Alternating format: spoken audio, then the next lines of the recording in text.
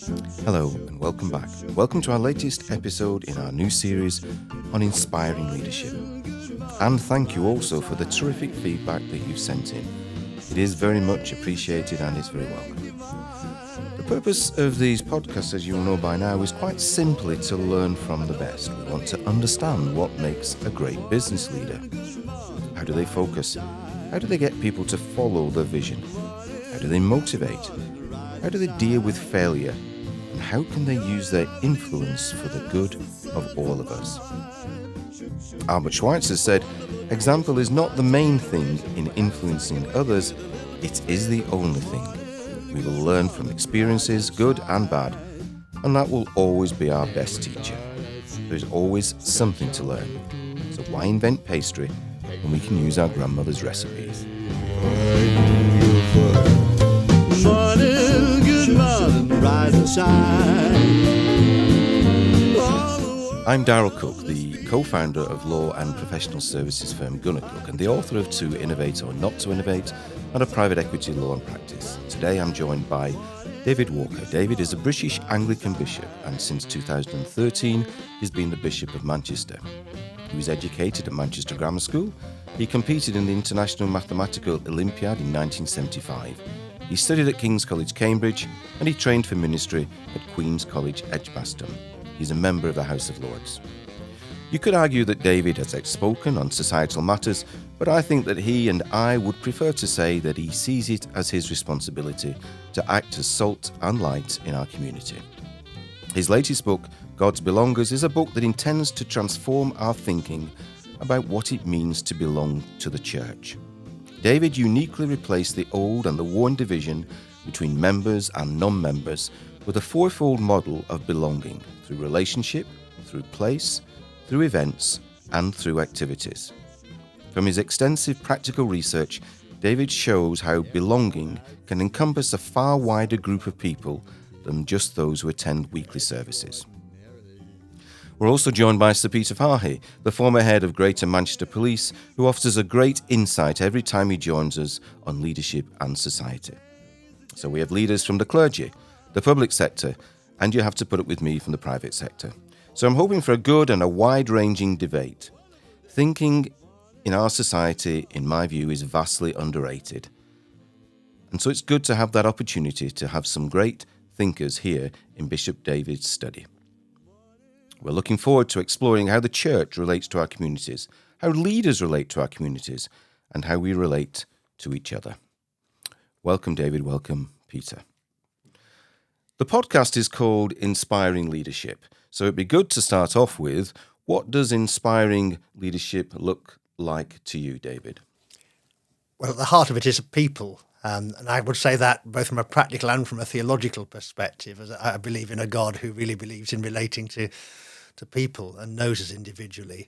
And so for me, it's important that it's the relationships I build with the people around me that enable us to forge the alliances that we need to achieve the objectives that we've agreed upon. And that's both true within my own organisation, but also the organisation I work for quite a lot, the Church Commissioners, our main endowment and investment fund. It's about the partnerships we can build nationally and internationally with business and other leaders in order to tackle major issues such as climate change. I'd certainly agree with that, Peter. What do you think? Yes, absolutely. It is about your connection with people, and presumably, David, it's very much about having a common vision and a common set of values. Yes, and you work together to develop those values and that vision. I'm aware, it was said of me quite early on in my career that I'm not the bloke who has the bright ideas, but what I've always been is the person who helps the group turn those ideas into reality on the ground. And I see that as my task. The world is full of people who can think bright and beautiful thoughts, but actually it's turning that into real facts on the ground that is often the hardest part of it. And so I've always seen my principal role as a leader to actually make change happen rather than simply to think up wonderful ideas about how the world might be better or different. Yeah, I'm sure we all agree. Well, with the common theme that we've said there is people, isn't it? And I always feel that when you're managing a team, whether it's 3 people or 500 people, your job is to get the best out of each person, and the best way to do that is to get them to work as a team, to get them to work together as a team. I mean, that doesn't mean you don't have arguments in those teams. No. I think it's really important. I remember talking to one of the senior partners of one of the big accountancy firms a few years ago, and him saying that we look a very diverse team. We're diverse in terms of ethnicity, gender, age, belief, sexuality, and we all think like bloody accountants. And it's that diversity of thinking. How do we get that into our organisations? Because that's how you make great decisions. And that's so important, because if you don't have those arguments, I don't think you've got transparency.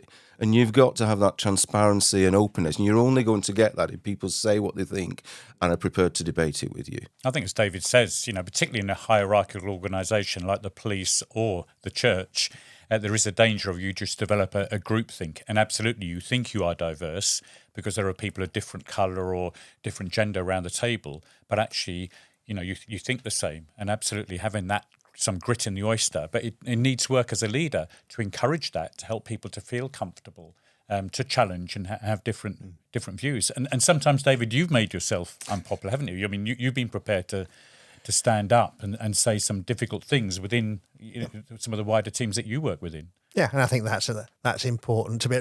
And again, as leaders, we have to model what we believe is the best practice, and the best way I give permission for other people to think outside the box and to be challenging is if I can show that I can do that as well. But also, I'm not doing it in a kind of top-down way. Just because often I'm the senior leader, I'm not doing it in a way that means that I then can't be challenged in turn. So the way we model how we challenge those among whom we work, both within and beyond our organisations, I think is quite important.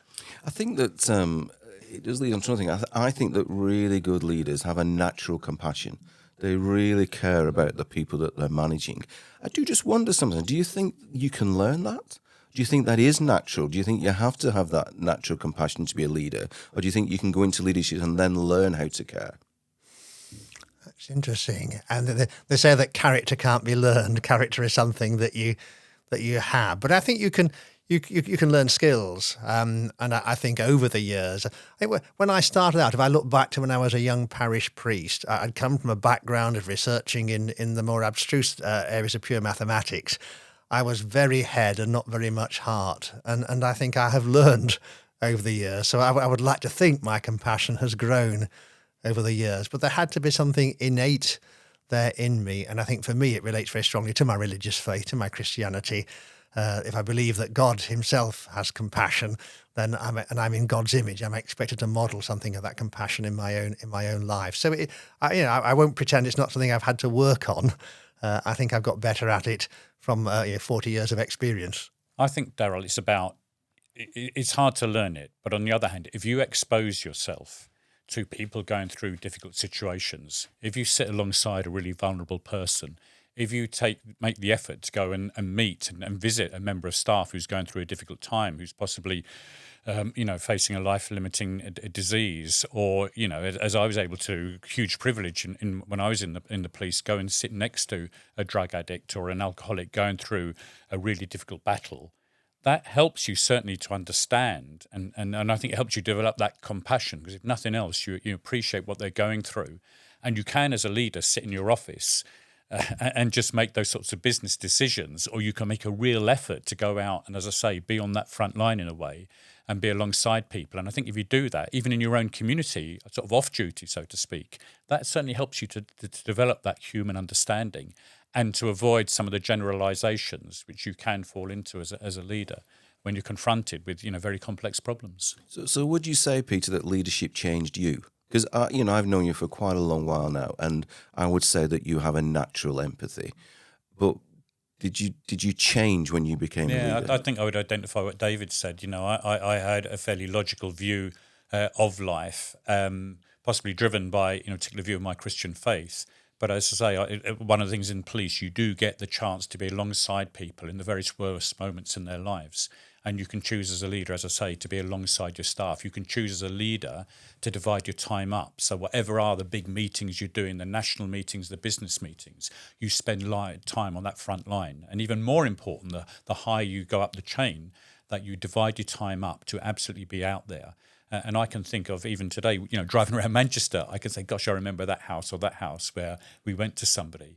I remember every suicide I ever went to as a police officer. But it's only if you push yourself out there to actually go and experience that you absolutely, and it is often uncomfortable, it is challenging. You see things which sometimes, gosh, I didn't know that was going on in my organisation or was going on in the society. Or you can choose to avoid that and sit in your office and pretend the world is a wonderful place and everything's perfect in your organisation. And I think if you're prepared sometimes to put yourself in uncomfortable situations and to be challenged personally, that absolutely helps you to develop that compassion and understanding what your staff are sometimes going through, and certainly what some of other people in society are going through. So to turn to business leaders in particular, we've talked there about the skills that they need to have to bring out the best in their teams and bring out the best in their people. Do you think business leaders have a role in our society where they can extend the skills that they have from their businesses into their communities and into society? I think business leaders have a very important role in society. I mean, we wouldn't have created Manchester as it is today without the work of business leaders in previous generations. I think one of my concerns sometimes is that because leaders often are so internationally mobile, they live a few years here, a few years there. Do they gain the roots in communities that enable them to give back to those communities, to contribute to the life of the community? Do they feel they belong? To go to some of the stuff that I'm really fascinated by and that I write about. Do they really feel they belong in and to those communities, and so have a locus from which to engage in the wider life of the community? But I certainly think that the business leaders are actually absolutely crucial, not least because if business doesn't bear some of the weight, we end up leaving everything to the public sector, to the state. And the difficulty there is the state inevitably takes a fairly short-term view of things. But politicians struggle to see beyond the next election. I think business leaders, if they're prepared to go beyond the quarterly returns, prepared to think about what their business is there in the long term, then they can be a huge influence for good. And I see that through some of the coalitions I'm part of in trying to tackle the evils around climate change. What's changed then? Because I'm not sure business leaders all feel that. You know, they're quite rightly, I understand they're focusing totally on their business. But if you look back to the Victorian philanthropists, the Cadburys, the Lever brothers, the Angela Burdett Cootes, the Rowntrees, the Andrew Carnegies, etc., they played a massive role in communities and in societies. And has that got lost along the way? Has government somehow taken over and businesses no longer feel that they have that sort of influence? There has certainly been a change somewhere. There has, and I think it is something that is to our detriment. If we go back to those Victorian mill owners who founded the cities like Manchester, if you go out to some of the National Trust properties near here, you'll see something like Quarrybank Mill. You will see the actually mill owners' houses and senior managers' houses close to where the workers themselves were actually living. I think part of the problem, it goes back to something Peter was saying a few moments ago, is the risk that business leaders live their lives in isolation from their the people who work on the front line in their businesses, from the people whom their businesses serve. The people who put clean water into our cities in the Victorian era partly did because they knew they needed clean water too. And so I think the danger that we segment society with the wealthy living in sort of gated communities away from where the social demands are, I think that can be a great danger. It's important that business leaders actually really know their people, know their employees, their staff, know their beneficiaries, their customers, and feel an empathy and a compassion for them. Peter, do you think we've allowed governments, therefore, to become too important in our society? Why, just to follow on that theme, I get the sense that business leaders don't always feel that they have the role, and I think there are people who can make a difference. I've written several articles what I call the square mile, which is, I think, within the square mile of every business, it's a microcosm of everything that we face, whether it's poverty or homelessness or gender issues or whatever. And governments could take and businesses could take a role in that, but not a lot of them do. Is that because governments become more powerful? I think certainly from some of the figures you mentioned earlier, they were based in one place. So it was places like Port Sunlight and Bourneville, where some of those social entrepreneurs grew their businesses and very much had that idea about the local community and often built model villages and schools and places like Quarry Bank. We now often are talking about multinational corporations who struggle to have that same connection. But I think also, one of the things I felt during my journey as a police leader, and particularly here in Greater Manchester, was that we developed a sort of a customer-provider relationship between the state and local people. And actually in world history, that's a very short period of time. And that has really fallen over because I felt very strongly, for instance, in the police, that it's not a customer-provider relationship. It's about how a community works together to actually make an area safer. And some people are paid to do that, but everybody has a role to play, whether a school, parents, just local people who've got very strong life experience. And it's whether you open that up. And I think that is the big challenge, absolutely, facing the state at the moment. It's created a level of expectation that it cannot fulfil. We can't afford that level of expectation. But we've also found that in many areas, like looking after older people, looking after children that are in need, many other areas, actually the state is not very good at providing that service. Some of it is because of bureaucracy, but often it's just because they don't understand the reality of people's lives. They're not there 24 hours a day, and it ignores the life experience that is there amongst so many people in so many communities. And that's why I think David's idea of the church, very much based in place and very much based in community, and what he described, that bringing that together, I think is very, very powerful. And absolutely then business is a crucial part to play in that, bringing that expertise, bringing that commitment to place, and being prepared to invest for the long term on things like training, things like giving jobs to ex-offenders, things like training people, rather than just bringing, as the debate is at the moment, necessarily cheap, unskilled labour from other places. So it is also about that long-term commitment to a local area.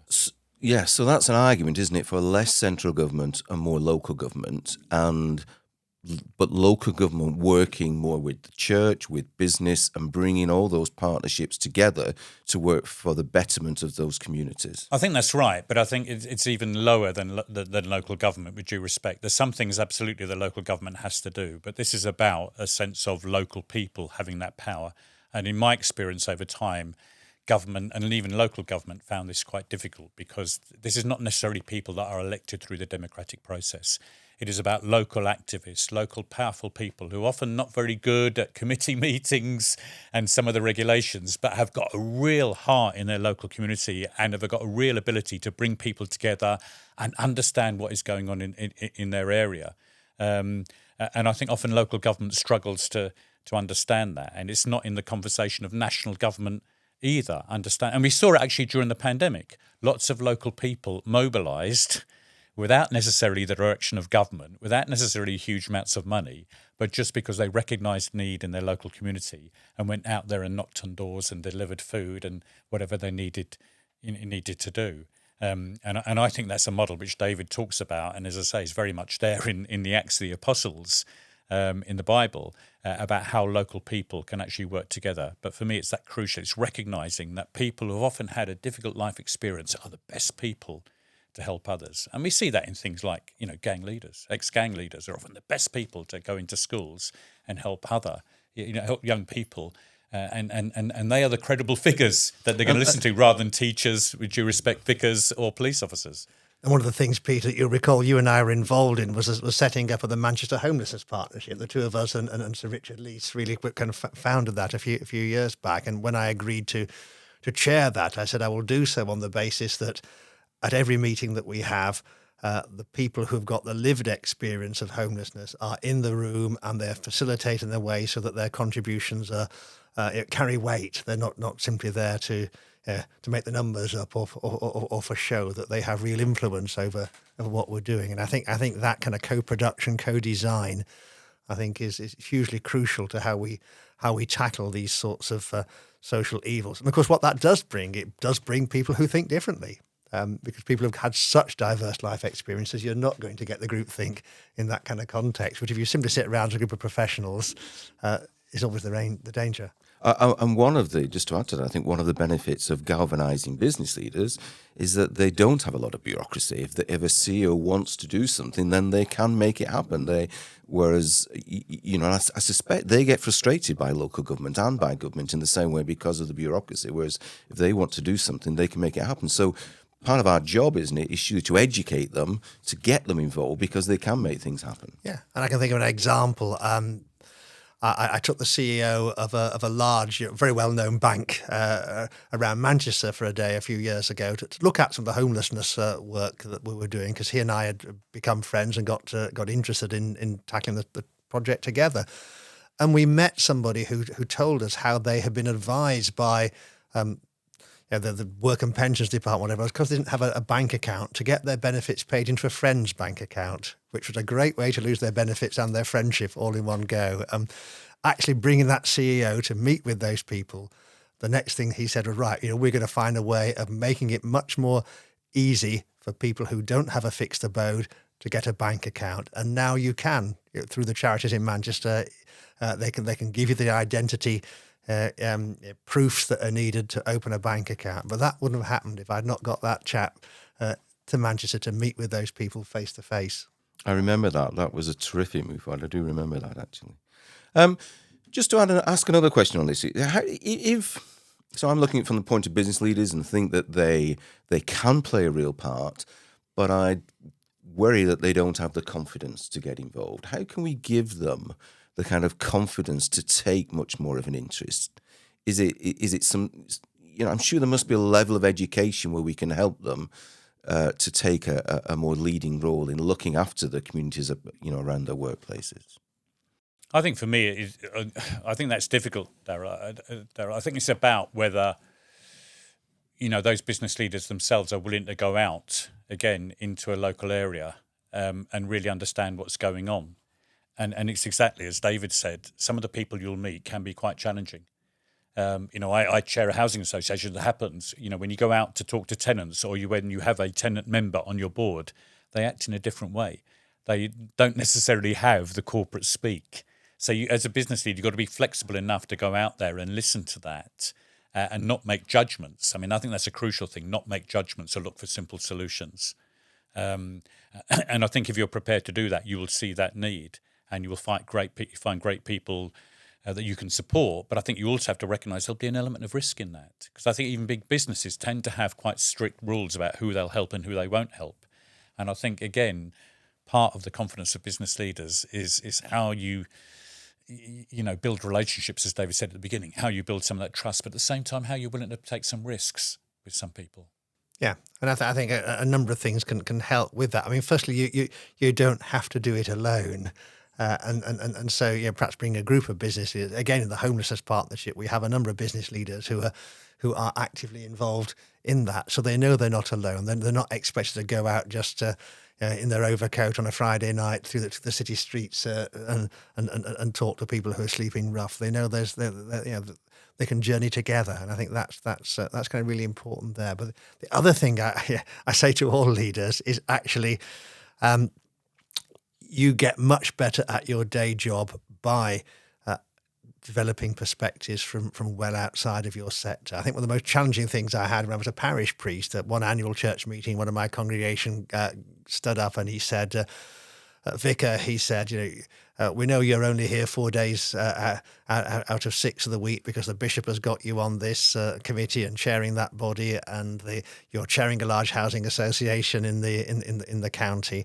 Why aren't you spending all your time in the parish? And I said, I think I'm a better leader for you in the parish 4 days a week than I would be if I'd stopped all those external activities and was with you 6 days a week. Because that challenge, those engagements challenged my thinking. They learnt me skills that you learn from working with other sectors. So I think I'd say to business leaders, you become a better business leader. It's not just about how you benefit others. It's about how you grow as a business leader from engaging in these sort of very different areas of life.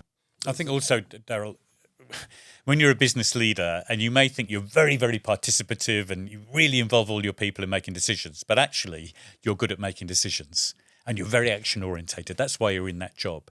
And when you go into a community setting, you've got to leave all that behind. and people may look to you to make decisions, and you've got to really almost resist that. And you've got to draw out, as David said at the very beginning, you've got to draw out the different skills, but you've got to help them to help them to believe it is their decision. But I think there's a risk sometimes when business leaders go in that you think, oh gosh, I'm really good at making decisions and I know what needs to be done here, and boom, boom, boom, you go and do it. And in a community setting, it's a very different style of leadership and participation. I understand what you're saying, actually, but shouldn't we play to their strengths, and rather than bring them into something where they participate, say, look, here's a project, educate them, you lead on it, do it your way, make the decisions, do it your way, and we'll support and educate. You're right, if you bring them into a participative environment, they're just not very good at it. They get frustrated. They don't like long meetings. They're not. But if you give them a project and say, look, can you help with this? But you lead on it. Yeah, you've got to play to people's strengths. But you do need to listen, and you do need to stand back, and absolutely you'll see things, but absolutely I've got some expertise where I can help that. I mean, an example is, I work with a little group and I've helped them on the whole issues about employment law and how we start up and actually employing staff. But really the whole way of that relationship and them actually interviewing the people who are going to be the staff, it was really, really important that they own that. So I think it is you've got to be really, really quite clever in how you view the situation, and absolutely bring your expertise where you need to, but also think very carefully about how you're going to bring that expertise. And the crucial thing is that as you're doing that, how are you going to coach those people so the next time they do it for themselves? So it's very much about how you are helping them to be leaders, but really, as I do think you need to avoid that ability that, gosh, I'm the expert, I'm good at making decisions, I can help you to do this. A really good local community organisation is very, very participative and helps people to grow and make that change and difference in their local community.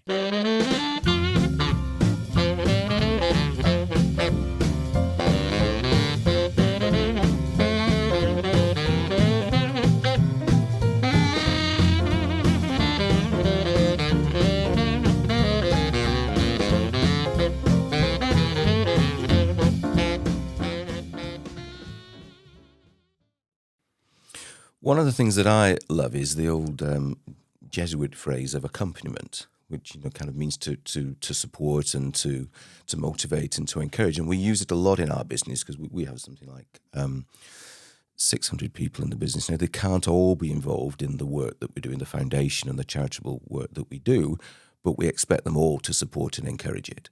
And that is really powerful, I think. There's some people that are just born encouragers or born supporters.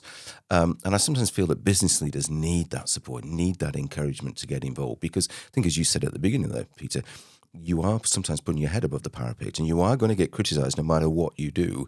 So they need to be encouraged along the way as well to show that they're doing the right thing. Yeah, and I think it's important that as a leader, you're seen to be, as I think we said earlier, you're seen to be willing to speak out on issues. You are willing to put your head above the parapet, and sometimes that will make you popular. Sometimes it won't. But I think your colleagues among whom you work, even if they may disagree with a particular point you've made, I think they'll respect the fact that you're willing to engage in that wider area. I think also, again, I was, and it's another example from a bank. I was talking to, again, some board level members of a bank a couple of years ago, and saying, yeah, I know why I'm involved and passionate about climate change issues. Why should a bank be? And we had a really good conversation. And one of the things they said was actually, we're a world class bank. We want to recruit and retain the best young people we can, and to build them to be our future leaders in our business. If they don't like our values, if they don't like our stance on things like the environment, then they might stick with it a few years, but they'll soon move off to some other employers. I think I hear what you say, Darryl, when you talk about your own organisation. I suspect one of the things that binds people to your company is, even if they're not directly themselves involved in some of the wider work you do, they actually feel they belong. Going back to that word again, and they feel a certain pride, I think. They feel a certain pride in it. Yeah, and so I think that's, and I say, even for the most narrow business reasons, to recruit and retain and pipeline towards leadership the best people you possibly can. If you don't have values, then why will your staff value you? Good. Well, that was our opening topic, really, is leadership, and I think what I'd like to move on now is to a wider topic on society, and probably a really open question, David, to put to you first of all. What do you think are the major issues that our society faces today? I think our society and many in what I call the Western world, I think we there does seem to be a collapse in the kind of political centre, you might call it. We become more polarised. I mean, America's the obvious example, but I think we've seen that even here in the UK as well. That you win elections by appealing to a kind of a core vote and maximising that rather than trying to reach out in the middle. It always used to be said that to win an election in Britain you had to win the centre ground. I'm not sure that's still the case, and I think we are becoming a more polarised society. And I think that does worry me, because then people don't feel they belong, they don't feel they have a place, and they look for more extreme solutions to the challenges that face them. And we get populist government as a result of it.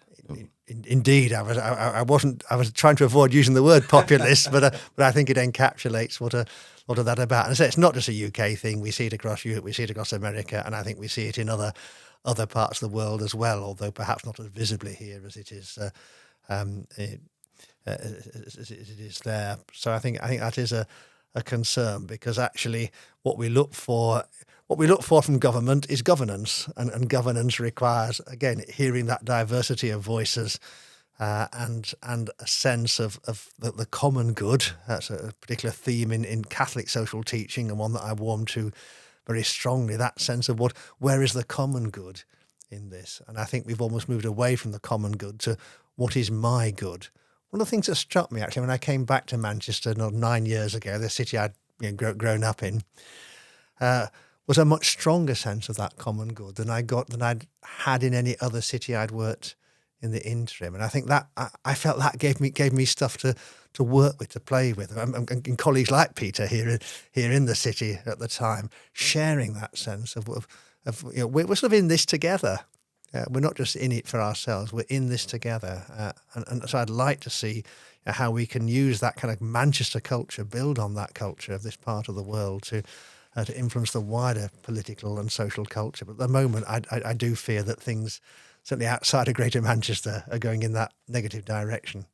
Do you want to add to that, Peter? What do you think are the major issues facing? I would absolutely identify with that, but I think what that leads to then is also polarisation, with people no longer having confidence in the political process. And we know that the confidence in the political process and in some of the big state institutions, I mean, confidence in policing, for instance, has dropped significantly over recent years in a way that it didn't during previous times of difficulty and controversy. And I think that is really, really dangerous, because we have then sections of the community, increasing sections of the community, who see no relevance in the Westminster conversation, who have no confidence and see no point in democratic government, and switch off even, listening to, some of the broadcasters, and don't participate in the political process. And in some ways we can understand that, and some of us share in that cynicism. But long term, it is dangerous. And I think it then ends up with people like the police almost policing the divides between that society. And even in Manchester, and David knows that you can see a huge difference between certain parts and literally almost across the road, the level of difference in the environment, in the educational attainment, even that sense of belonging can be quite extreme. And I think, that absolutely, I think, is one of the real challenges. There's lots of really positive things going on out there, I think often, again, at that very micro level. But even at that very micro level, they feel no connection. I found it very striking recently. I've got a wonderful community worker in the area where I live. And I went in one day and said, we've got a new Prime Minister. And she had no idea that this was going on. And it's no disrespect to her at all, but she saw no relevance in who the Prime Minister is to the issues she was dealing with in her local community. And I think that is a real risk in our country. And we've got to try and find ways of building that confidence, not only in government, but in some of the big state institutions where confidence is falling at the moment. When I was thinking about this podcast and thinking of some questions, etc., I became a bit disappointed because I looked and I thought we've come a long way in some ways, but then in others I thought we haven't. I looked and I thought the slave trade was practiced in just about every country in the world.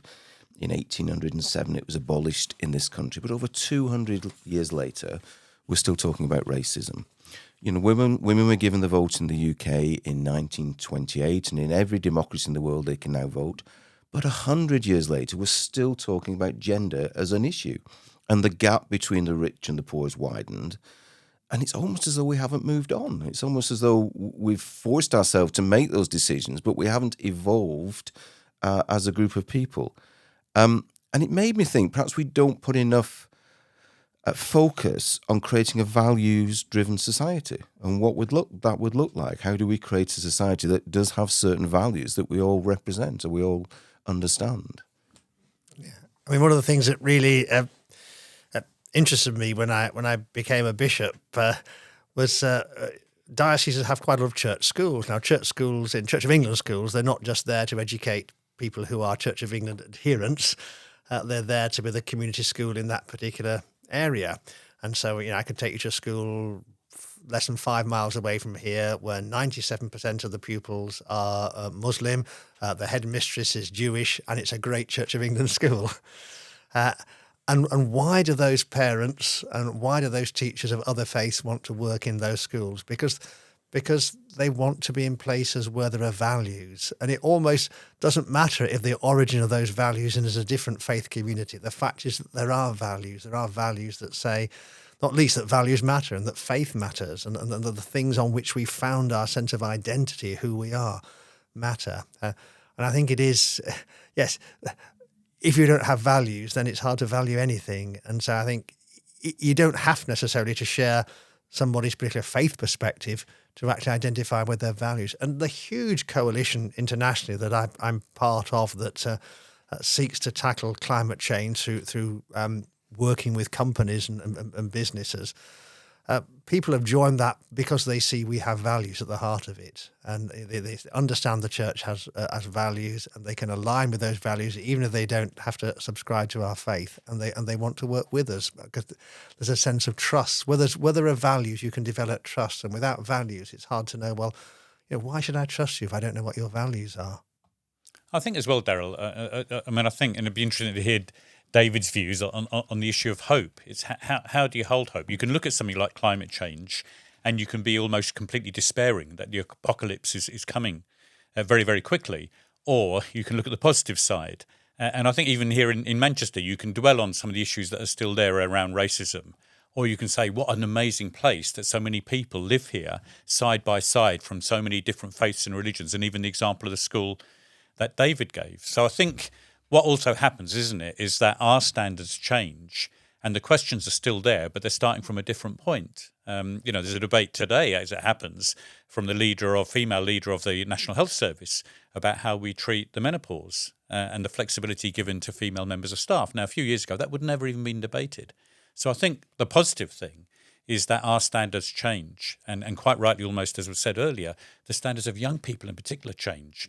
And the job of leaders is absolutely sometimes to change their organisations, to recognise that. So I think it is also, yes, there are a lot of problems out there, but I'll be really interested to hear what David, how do you still hold on to hope, particularly as a Christian leader? I guess ultimately as a Christian leader, my hope is in God, that I believe that yes, we can make a pretty bad mess of things down here on earth, but ultimately this is God's world, and that nothing can eventually destroy his plans and his purposes for us. And for me to be part of God's plans and God's purposes, I guess that gives me the inspiration to go on, even when things look bleak and difficult and you can't quite see where you're going. Cardinal Newman, in his hymn "Lead Kindly Light," asks not to see the distant horizon, but just the next step. That'll be enough. If I know what the next step is I need to take, that's going to be good enough. So again, I go back to my own leadership style. It's often been about grasping what the big vision is, and then helping people to break that down into manageable things. Well, we can't necessarily do all that at one go, but we can do this. and then if we've done this, we can do that. And so it's how you break the big impossible task down into chunks that are actually a little bit more manageable. At least to do this is something. It's not everything, but it's something. And so let's do this. But I suppose what I'm driving at, wouldn't we be better if we had a consistent set of shared values that we were brought up with? And I totally agree with what you said. There are some wonderful schools, faith schools generally, that deliver these sort of values. But as a country, I'm not sure we have these sort of shared consistent values. And I was thinking about the American Bill of Rights, which came to force in 1791 and is still relevant today, and probably will be for the next 1,000 years. Wouldn't it be better to build our society where we have a set of shared values, 6, 7, no more than those shared values which we all believe, and it's taught when you go into schools, it's perhaps taught when you become an MP, when you become a leader, that you buy into those values, and therefore our laws and our legislation and how we behave are all based around those values. It's a really interesting discussion because, again, part of my time when I was a chief constable, I was the police lead for the Prevent programme, which was against violent extremism. And part of that was a huge debate about British values. And David will know as well that schools now are supposed to teach British values. But the big conundrum within it was, for me, when I thought a lot about this, was one of the core British values is live and let live. And we don't actually like to be too in your face.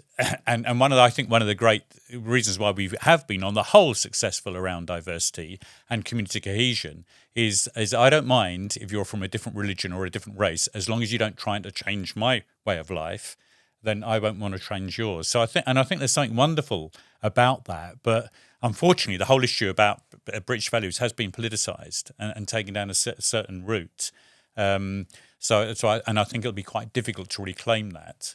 I think you're right, Peter. British values for most of us means my values projected onto the rest of the nation.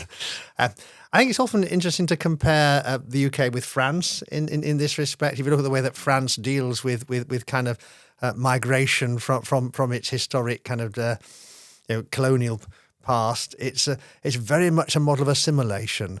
So you will get really quite strong rules on the wearing of distinctive dress.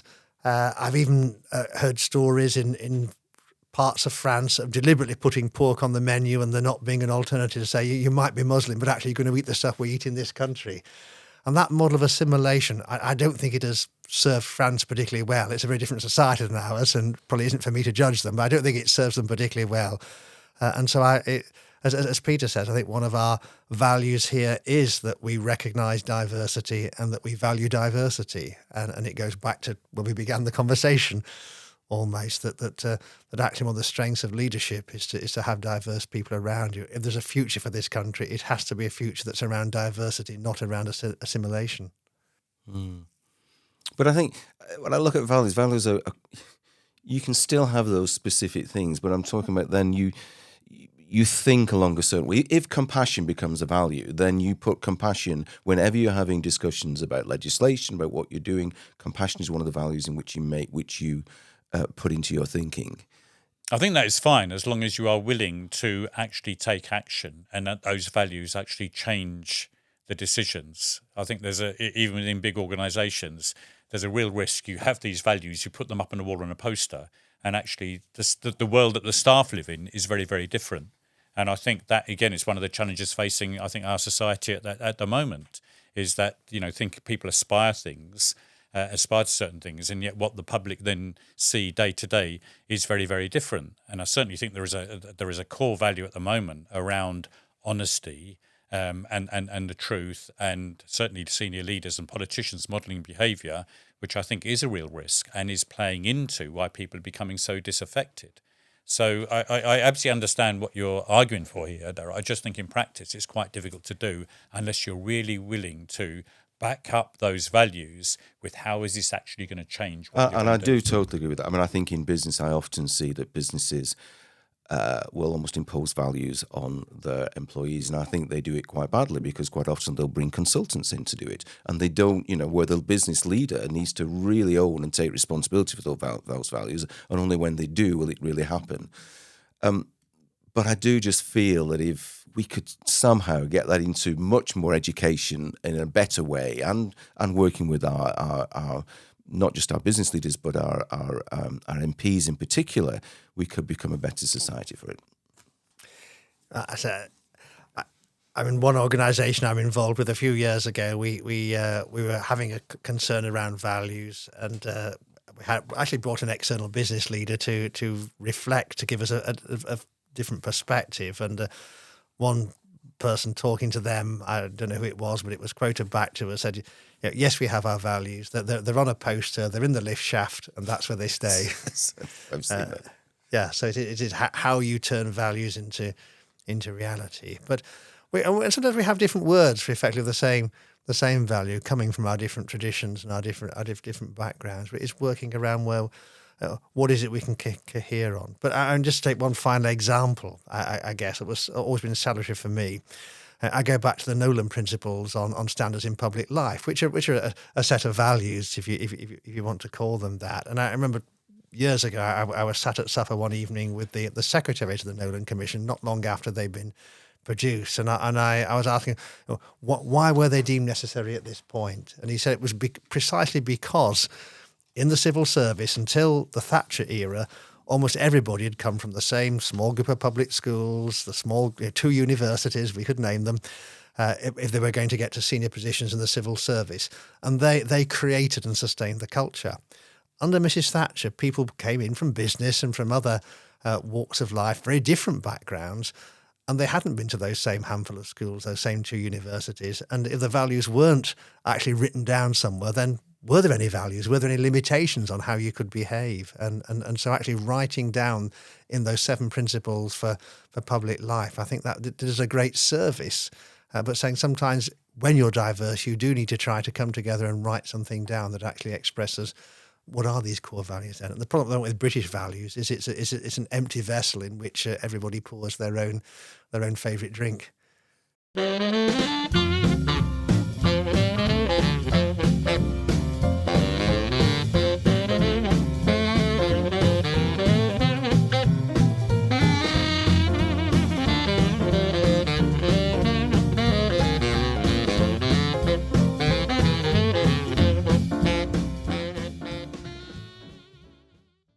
Before we move on to our final bits, I would like to talk in a moment about the purpose of life and about happiness and loneliness, which, as you know, we are focusing on particularly on in our organisation at the moment. But before we do that, David, it's okay, I'd like to just ask you a few just kind of quick fire questions. So, who would you say is the person that has influenced you the most?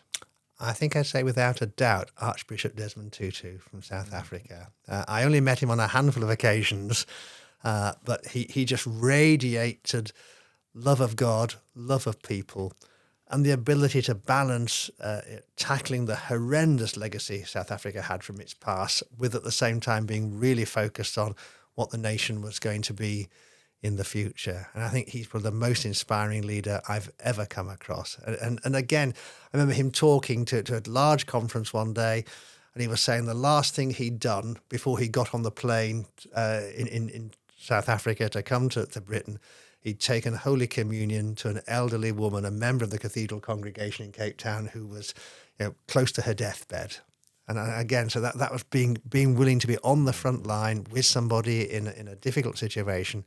And then the next thing you do, you're on a plane and you're traveling half the world and you're speaking to a conference of hundreds of people. And that ability to move between those 2 different levels, as well as just the way he encapsulated values throughout his life. That's amazing.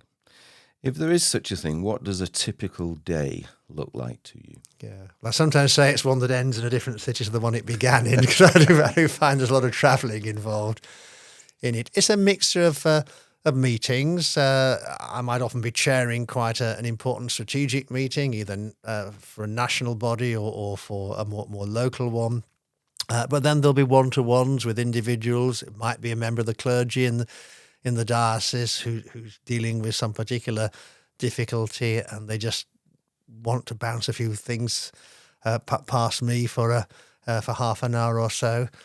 There's a certain amount of time spent, I'm afraid, with emails and the like triaging work that comes in. Again, as the kind of senior leader in the diocese, I'm the post box for a lot of stuff, and with my immediate support team, it's about making sure that gets to the right person to deal with it, rather than jumping on it and imagining it's something that I have to resolve myself. So making sure that every piece of work goes to somebody who is empowered to deal with it and deal with it effectively. Okay. What is the quote that you most turn to? And it goes back to Archbishop Tutu, this one, and it was a lovely thing he said, which inspires a lot of the kind of social action that I do, because I've always started with the pastoral and then felt that moves naturally to the political. But he put it so well when he said, there comes a point when you pulled enough bodies out of the river that you take a walk upstream and look who's throwing them in. And it's that move away from dealing with the consequences of bad things that happen to people to actually looking at the causes. You don't just tackle the consequences; you have to tackle the causes as well. And I ever since I heard that quotation, it's always sort of stayed very close to me. What is the book that you've read that has had the most impact on you? And I'm going to give a rule here: you're not allowed to say the Bible. It's best I'm not, because clearly that has my life is largely rooted in it. This is going to sound very wonkish. Back around the year 2000, or it might have been 1999, there was a government working party produced a document called Britain in 2010. And it was an attempt to it was like the Foresight organisation it was an arm of government, and it was looking at where was Britain going. Although it was a book at one level written by a committee, a lot of it was let out to one particular author to write stories and narratives and scenarios. And it was the book that really got me thinking about the future, rather than simply as a parish priest I was at the time trying to cope with the immediate present. It got me thinking, where are we going? What's the country going to look like? And what's my parish going to look like in a decade or more's time? And therefore, how do I build towards that future rather than simply trying to inhabit the present or the past? And so I say, not many people will choose the report of a government working party, but I'm afraid I am. And finally, what is the best advice that you would give to someone who is setting out today? Setting out in what? In leadership or just in life? Someone say leaving university and setting it and going into life. What would the best advice you would give them? I guess it would be to work for organisations and among people who you value, who you trust, where you feel that their values and your values are sufficiently aligned that you're actually going to find the work engaging and rewarding. One of the great banes of life is for someone who has a job that they find soul-destroying or that drains them of their energy. I can finish work at 9, 10 at night and think, wow, that was a great day. And I've actually got as much energy at 10 o'clock at night as I had at 6 o'clock in the morning. So it's doing those things that energize you, but that is often about doing things where the values that you're engaged with are the values that you yourself espouse. Thank you. And that leads actually really well into our final section. So we've spoken about leadership, we've spoken about society, and I'd like to turn this final section just into talking about personal happiness and then on to loneliness, if we could. So I suppose the first question to both of you is, what is the purpose of life? The Dalai Lama, I think, said that we don't know the meaning of life, but we do know the purpose, and that is to be happy. As Christians, you may disagree that we don't know the meaning of life, but is the purpose of life to be happy? I don't think it purely is. I think it was another Buddhist leader a few years, was it Thich Nhat Hanh, I think, may have said that there's a danger of becoming what they call a bliss bunny, somebody who can look at the world and all the dire things that are happening, see the most dreadful things and keep a smile on their face. That is not the purpose of life. We should be hurt by the bad things that we see going along around us. We should have that compassion. So simply to be happy, I don't think is anything like deep enough. It's to be authentic. It's to be real. It's to be engaged. I think that's the purpose of life, to be true to what is at your heart, your identity, to where you belong and whom you belong with. But it's not wrong to seek personal contentment as long as you don't see it as personal contentment in itself, as long as you see it in connection with others. And actually, I think you're right, aren't you? When you seek to help others, you're more likely to get personal contentment. Yes, but it's a deeper form of contentment. I think we use the word happiness. It can be quite a shallow word. It can just be about my immediate self-gratification, satisfaction. I think if there is a happiness, and I believe there is, it's something much deeper than that. And the way to it is often the way of the cross, I would say, as a Christian. It's a way of sacrifice. It's a way of suffering. It's not something that you can shortcut your way to simply by becoming oblivious to the dreadful things that are happening around you. Do you want to add, Peter?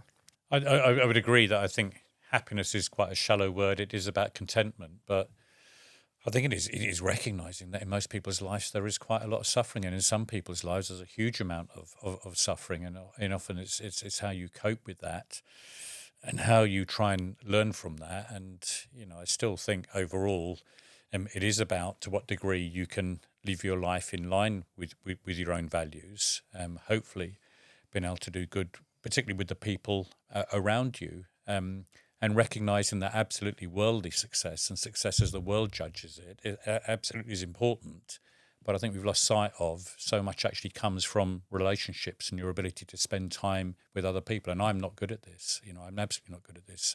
I think often when you're very driven, when you're looking for that success where you feel you've got things that other people should listen to, you sometimes don't find that time to spend with people and being alongside people and recognising the massive benefit in relationships. And so many successful business leaders may have had a successful career but look back and I wish I'd spent a bit more time with my family and with my relationships. So I think, there's a happiness in the moment, isn't there?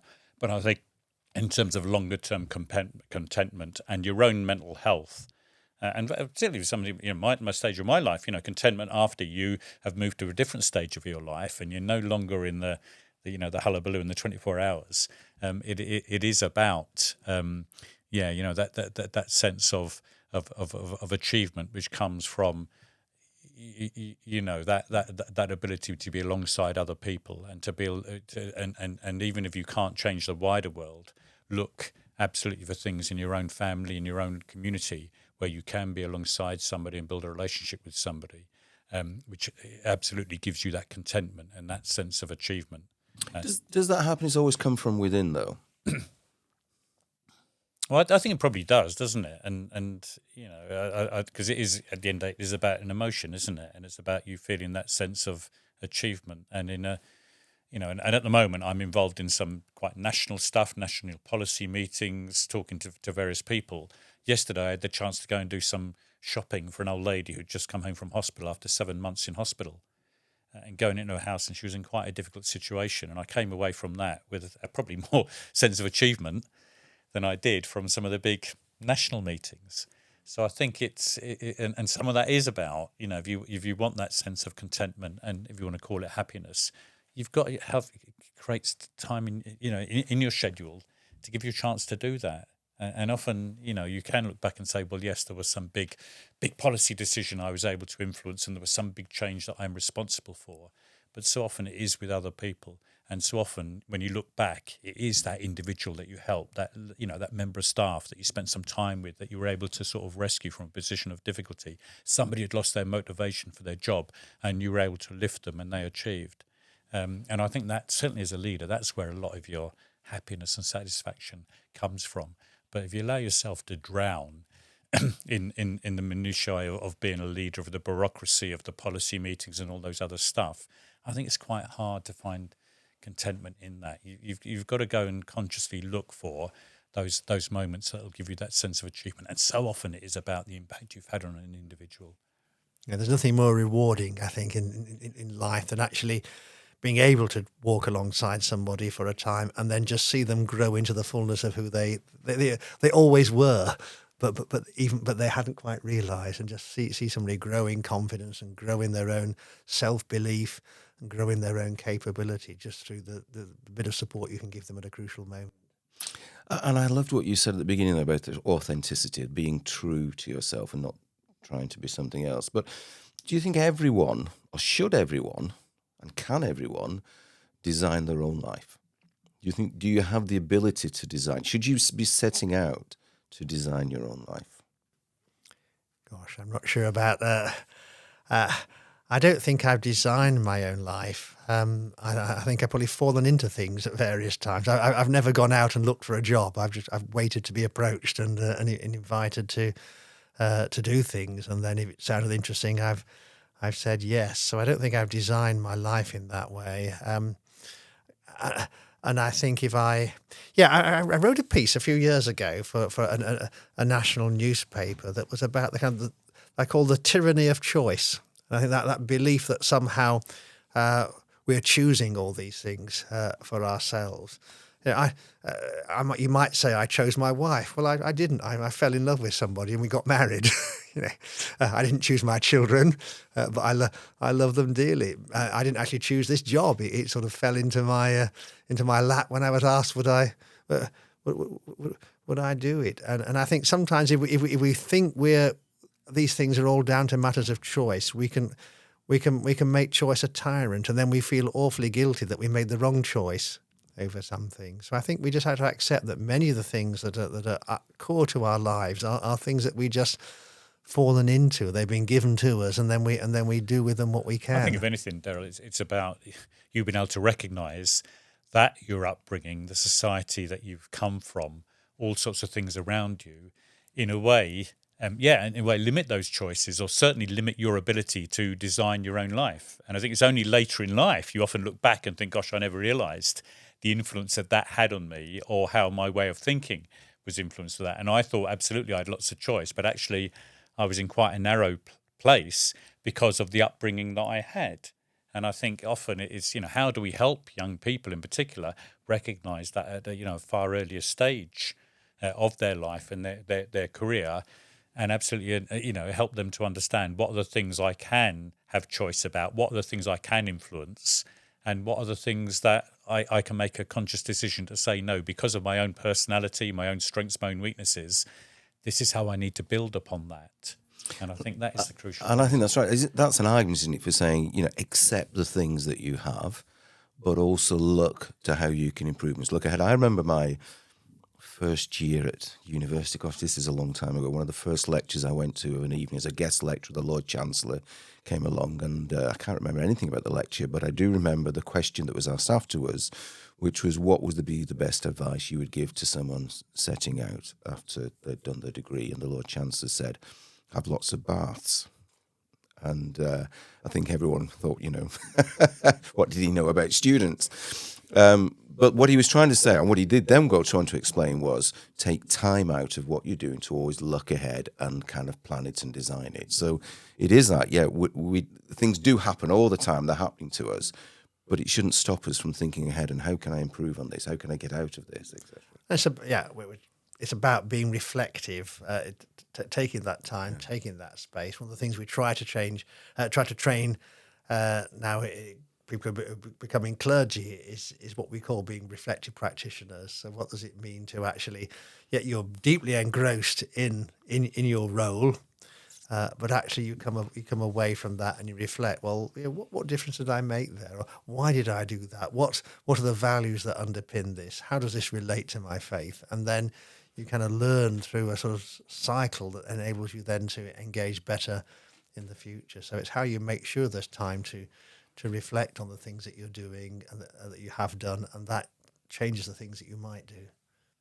I think a friend of mine who's a business leader talks about kicking leaves all the time. It's the same concept, isn't it? Taking that time out and reflecting and thinking about things. Yes, and absolutely, and it's also being kind to yourself.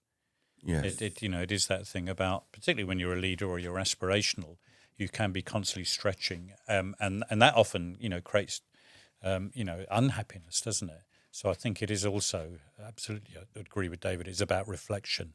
It is about coaching relationships, which gives people the chance to think about, what's driving them, what absolutely are their emotions, their underlying values. But I think it's absolutely taken some time and being kind to yourself as well, and building that, into your schedule. Good. I think I'd like to finish this podcast, if I could, by talking about, we have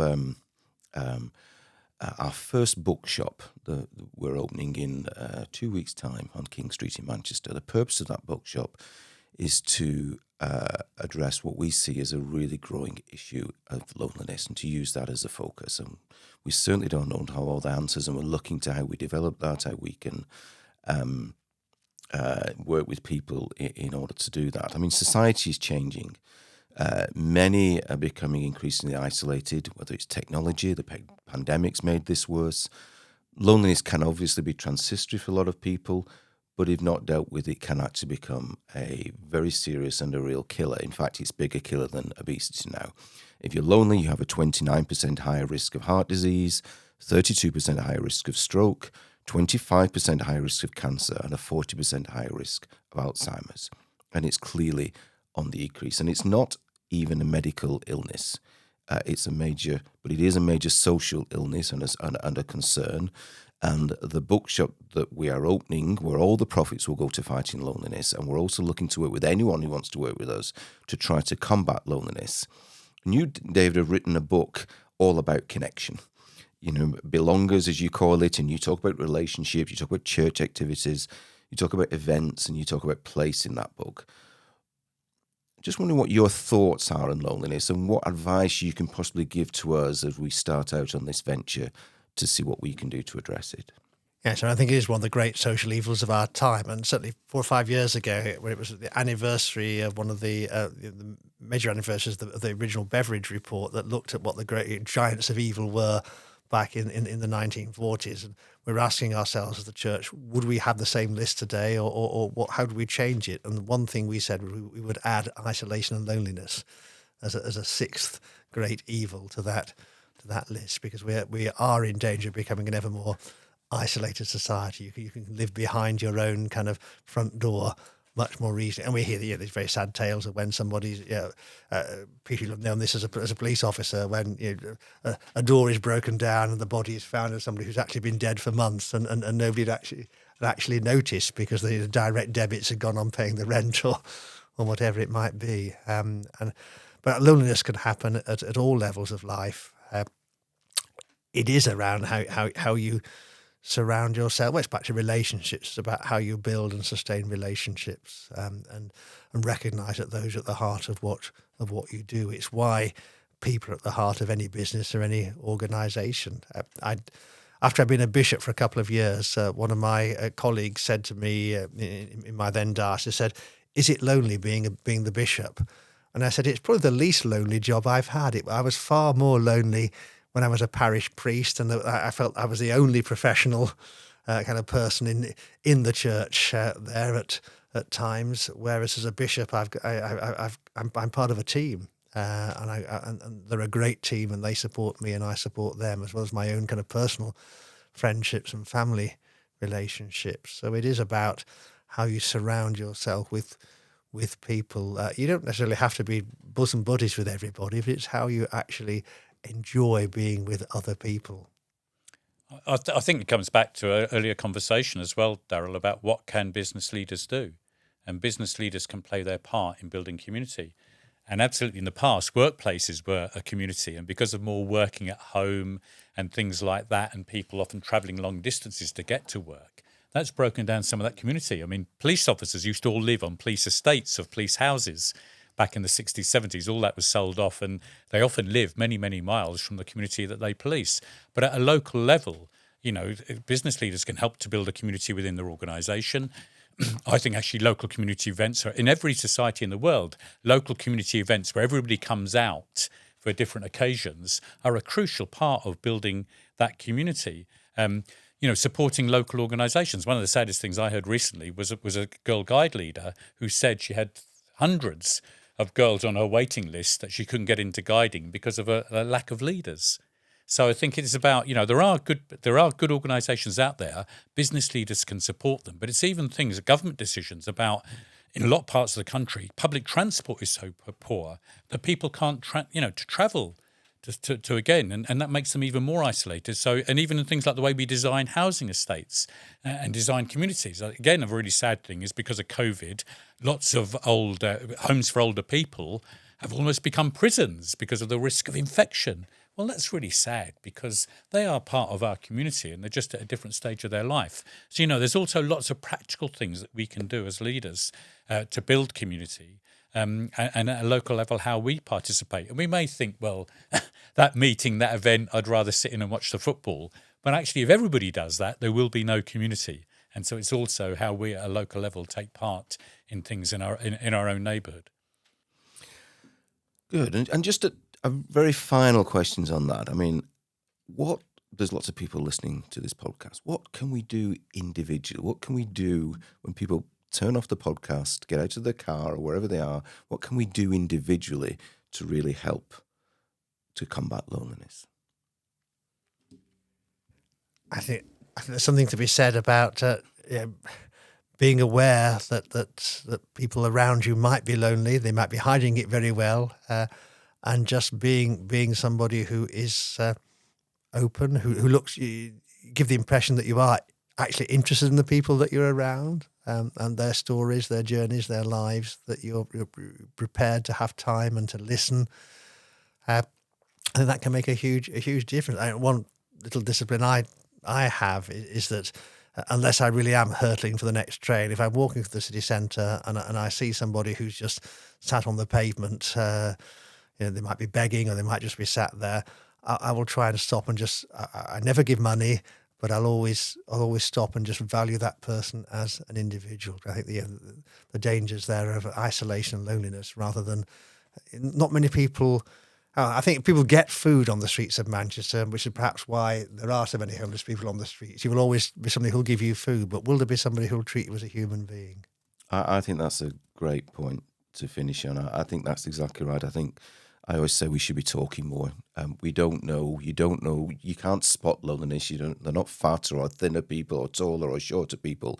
But actually, you'll only know when you start to engage in conversation with them. And wherever we are, whether on the tube or in the supermarket, just be prepared to talk more and start conversations. Well, I've really enjoyed that. I do hope that you have. Leaders of business, in my view, have such an important role in our society, and it's way beyond their business. And we need our leaders, I think, to step up to produce a better society. So your support today, your guidance will be incredibly helpful. We produced a magazine to go with this series with lots of great stories and ideas, which can be obtained if you visit our reading room on our website, and it focuses on how we can all improve our society. We're also producing a series of booklets on getting involved. The first is called The Square Mile, and again can be found on our website. Please download or contact us for a copy. But leadership is just as relevant in our homes, or if we're running a team of two. How you choose to lead is your decision. I hope that listening to great leaders helps. Thank you very much.